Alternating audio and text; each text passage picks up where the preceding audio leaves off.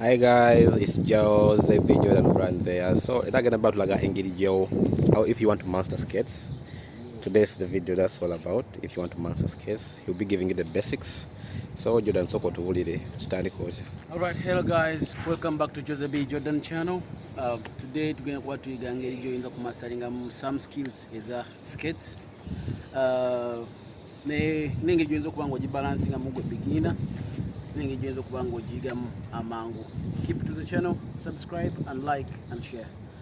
So first of all tulina kusooka kuyiga engeri gy'ova ku ttaka wano eno n'engeri gy'ogibalansingamu ng'omaze okuyimirira kw'ossa n'engeri gy'osimbulamu ng'omaze okuyimirira. So this is how you stand up obanga oli beginner. Gatemu ebeera wano then ogireeta okuyimirira bwe bati flat surface, bw'oti bw'oyimirira ku flat surface. Then engeri gy'oyimiriramu ku inclined surface oyimirira bw'oti, engatemu ebeera maaso endala n'ebeera mabbali gaayo inclined surface.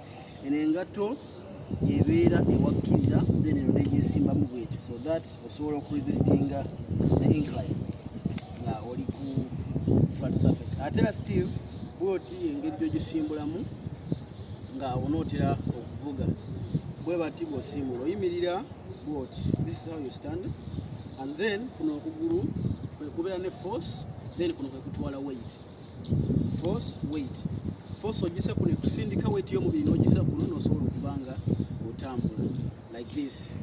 So kino ogenda sobola okuba nga okikwata mu bulungi bwakyo. So force tugisa kuno, weight ne tugisa kuno like this. Force, weight. Bwe kityo. Then n'oyimirira. Katukiddemu gumu gwokka. Force and weight. Force and weight. Weight ku mubiri. Yeah. Force bwe buzito bw'omubiri. Force gemanya gakusindika, then weight ye weight y'omubiri ogisa kugulu kuno nobanga kusobola otambula, then force nobanga ogisa kuno eno n'okusobola kubanga weesindika. Katubaweemu kaddemu wano katono engeri gy'okikolamu.